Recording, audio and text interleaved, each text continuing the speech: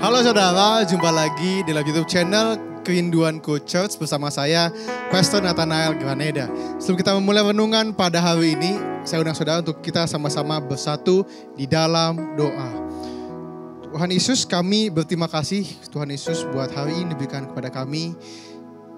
Kami sebentar akan mendengarkan kebenaran dari firman-Mu, berbicara setiap kami, berfirman yang kami dengar pada hari ini belum jadi bekal yang baik dalam sepanjang kami menjalani kehidupan kami. Dalam nama Tuhan Yesus. Haleluya. Amin. Hari ini saya akan membahas tentang making impact in our community. Bagaimana menjadi dampak, menjadi berkat dalam komunitas kita. Komunitas gak harus bicara tentang engkau lagi komunitas apa. Engkau punya geng apa. Engkau pencinta apa. Tapi komunitas Allah di mana Tuhan tempatkan saudara. Kalau Tuhan tempatkan saudara di satu divisi di kantor, saya bisa bilang itu sebuah komunitasmu. Kalau Tuhan tempatkan saudara di satu kelas dalam sekolah SD, SMP, SMA atau sebuah kampus, perkuliahan, universitas, atau di situ komunitasmu. Atau mungkin memang kau punya komunitas yang lain lagi di luar sekolah, di luar kantor, you name it. Komunitas apa yang kau punya. Tapi pertanyaannya adalah bukan seberapa banyak komunitas pertemanan yang kita punya. Bukan seberapa besar komunitas yang kita ikuti.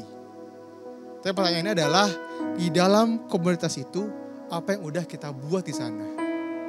Kita jadi dampak gak sih di sana? Kita jadi terang gak sih di sana? Kita jadi berkat gak sih di sana?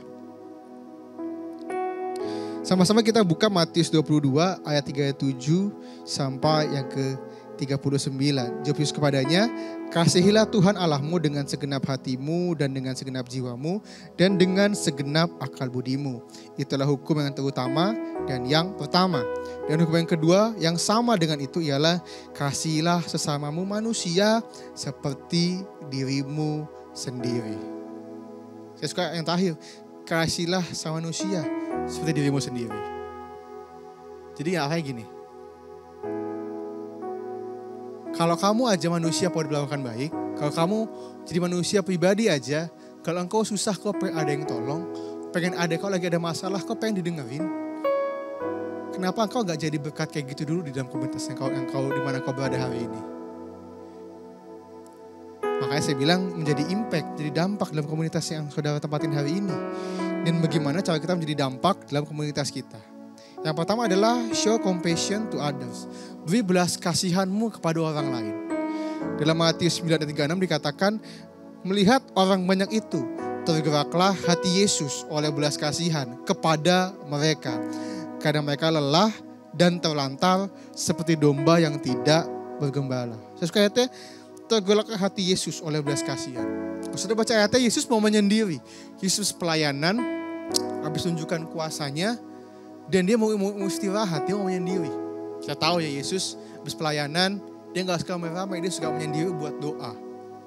Terus Yesus mau menyingkir, mau doa, memisahkan diri. Dia bilang, tergeraklah hati Yesus oleh belas kasihan kepada mereka. Mereka lelah, terlantar, seperti domba gak bergembala. Hal hati yang sama, mindset yang sama, cara memperlakukan orang yang sama, yang Yesus mau kayak begini. Punya belas kasihan sama orang lain. Punya belas kasihan. Kalau bahasa aslinya bilang punya empati, kata belas kasihan itu. Aku bisa mau punya ngerasain orang lain. Sakit orang lain kok mau ngerasain. Kenapa saya mau begini? Karena banyak orang dengar orang lain sih. Tapi bisa dengerin dia bilang, lu mah masih enak. Gue, paling males kan. Makanya kalau kamu mau jadi berkat orang lain, saat kau dengar orang lain cerita, kadang gini. Kadang orang tuh gak butuh banyak hal. Orang tuh kadang gak butuh advice-mu kadang. Tapi kadang orang cuma butuh didengerin. Kadang cuma pengen butuh ditanya doang. Dia tahu gak firman Tuhan? Tahu mungkin. Dia tahu gak mesti apa? Mungkin dia tahu. Tapi dia sekarang cuma punya. Tapi kadang dia cuma butuh suatu wadah atau seorang yang mau dengerin keluh kesahnya. Dan makanya saat dengerin cerita orang, saat mau jadi berkat bagi orang lain, pertama, put yourself in their shoes. Jangan orang lain. Jangan bilang, lu masih enak, lu mah gampang, gue dong. Mungkin sudah familiar ya dengan tipe karakter orang yang kayak begitu. Yang merasa dirinya paling susah, paling banyak masalah, paling berat hidupnya. Sehingga saat kita mau cerita, ujungnya apa? Dia yang cerita. Kita ujungnya jadi dengerin dia yang banyak masalah kita. Abis cerita, masalah kita bukan berkurang, tambah banyak. Kenapa? Masalah dia dikasih ke kita. Atau mungkin kita punya orang yang kita ceritain sih. Dia sih mungkin gak ngasih advice. Dengerin sih. Tapi situ dia hakimin saudara. Lo begini mungkin lo banyak dosa kali ya. Coba cek deh. Ada tipe yang kayak begitu. Yang dengerin itu kehakimin. Saya bilang saat saudara menjadi berkat bagi orang lain, jangan pernah hakimin orang lain. Jangan pernah hakimin orang lain karena dosanya beda. Setiap kita punya kesalahan. Dan orang gitu cuma butuh didengerin. Dan yang berikutnya saat kita dengerin cerita orang, dan saat kita menjadi berkat bagi orang lain, saat kita menunjukkan belas kasihan kita, setelah kita put ourselves in their shoes, menaruh kaki kita, perspektif kita kepada sepatunya, kepada hidupnya. Yang pertama, kita harus punya make it your goal to understand people. Kita harus punya goal, kita dengerin cerita orang, kita nunjukin belas kasihan kita untuk ngerti, apa sih dialamin, sakitnya kayak apa sih. Jangan hanya mendengarkan untuk cuma bisa respon. No. Lagi saya ulang. Kita dengerin cerita orang, kita menunjukkan belas kasihan kita sama orang lain untuk kita bisa ngerasain bebannya dia. Hanya sekedar advisor atau menghakimi. Makanya ada kutipan bilang, the truth is we have all made mistakes. We all need compassion. Kebenaran adalah begini. Setiap kita buat kesalahan. Benar ya? Bapak, Ibu, anak muda, setiap kita buat salah ya. Gak ada yang kita gak pernah buat salah. Cuman Yesus gak pernah buat dosa di dunia ini. Tapi kita semua butuh belas kasihan. Kita gak butuh dihakimin. Mereka gak butuh dihakimin, mereka gak butuh ditunjuk-tunjuk. Mereka cuma butuh kesempatan. Mereka cuma butuh didengerin. Yang kedua adalah live out the gospel boldly. Menghidupi Injil. Bicara apa? Bicara berita ini, bicara apa? Kasih mereka kabar baik. Kasih mereka kebenaran. Kasih mereka suatu kabar sukacita bahwa iya, hidup lo mungkin banyak salah. Tapi Tuhan mengasihi engkau. Mungkin hidupmu berantakan. Tapi Yesus ada bagimu. Mungkin orang tua menolak engkau. Tapi kebenaran Yesus ada loh buat kamu. Dan dia mau mati bagimu karena dia mengasihimu. Dalam ayatnya kita buka Matius 5 ayat 14 dikatakan, kamu adalah terang dunia. Kota terletak di atas gunung tidak mungkin tersembunyi. Kalau perikop lengkapnya sudah bisa baca dalam Matius 5, 13, 16 dikatakan kita garam dan terang dunia. Kita dipanggil, identitas kita jadi garam, jadi terang. Untuk memberitakan Injil, kabar baik. Jadi contoh, jadi teladan. Ada soal kita bilang kalau garam itu gak asin lagi, buat apa gunanya? Apa sih gunanya garam? Memberi rasa. Dimanapun saudara ditempatkan, engkau jadi memberikan rasa, memberikan dampak. Dia gak perlu banyak-banyak. Orang masak sayur sop sepanci, garamnya sesendok 2 sendok. Gak ada sop sepanci, garam pun juga sepanci. Itu pasti gondokan. Sopnya sepanci, garamnya sepanci. Garamnya sesendok aja cukup. Engkau orang Kristen percaya gak perlu banyak-banyak jadi berkat. Cukup 1-2 orang di kantormu, tapi engkau maksimal dipakai Tuhan, saya percaya bilangan orang baru ditambahkan di sana. Dan engkau bisa dipakai jadi berkat. Apa sih fungsi terang? Terang itu menyatakan ada apa-apa. Kalau sudah mati lampu, engkau pakai lilin kau pasti buat senterin jalanmu kan, biar engkau gak kesandung, biar engkau tahu ada apa di depan. Engkau juga begitu, engkau dipanggil untuk jadi terang, untuk bisa ngasih tahu ke orang, gue tahu mungkin lo gak suka ya, tapi firman Tuhan ini salah loh. Saudara dan saya dipanggil jadi garam dan terang untuk hal yang seperti itu. Dan ketika kalian gak bukan untuk menjadi dam bagi orang lain, kita mesti caring for each other, peduli sama orang lain. Dalam Amsal 27 ayat 17 dikatakan besi menajamkan besi, manusia menajamkan samanya. Alkitab dipenuhi beberapa contoh. Orang-orang yang mujizat karena dia punya teman, rekan, komunitas yang peduli kepadanya. Kalau sudah tahu orang lumpuh yang sembuh, yang orang teman-temannya bobol gentengnya dan turunin orang lumpuhnya itu di depan muka Yesus. Kenapa dia sembuh? Satu, Yesus yang sembuhin itu betul. Kedua, kenapa? Karena dia punya teman-teman yang peduli sama dia. teman-teman yang gak tahan kalau hidup dia gitu-gitu aja. Dia bertahun-tahun lumpuh, sakit terus, terbatas hidupnya. Dan hal sama tentang saudara tuh hal demikian. Untuk saudara punya hati untuk kalau lihat temanmu gak maju-maju, lihat temanmu yang hidupnya gitu-gitu aja, yang gak sembuh-sembuh sakit, atau hidupnya buta-buta di dosa yang sama, berulang-ulang. Engkau panggil, bro, kenapa? What's going on? Butuh apa? Peduli semua orang lain. Dalam Mazmur 27 ayat 5 dan 6 ayat yang terakhir dikatakan, lebih baik teguran yang nyata-nyata daripada kasih yang tersembunyi. Seorang kawan memukul dengan maksud baik, tapi seorang lawan mencium secara berlimpah-limpah. Ini itu begini, lebih baik temanmu sedikit, 1, 2, 3 orang, tapi mereka berani dalam tanda kutip pukul engkau, tegur engkau, kasih tahu engkau, pahitin saudara.